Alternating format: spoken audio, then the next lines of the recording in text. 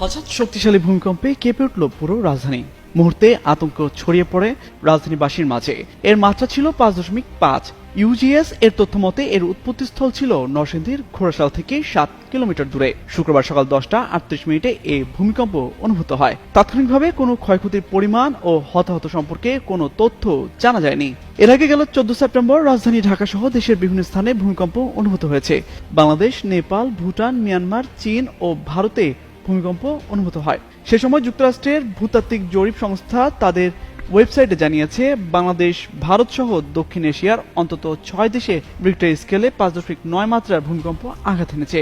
ভূমিকম্পটির উৎপত্তিস্থল ভারতের আসাম রাজ্যের উদলগুড়ি থেকে 14 কিলোমিটার পূর্বে। এদিকে পাকিস্তানেও ভূমিকম্প আঘাত এনেছে।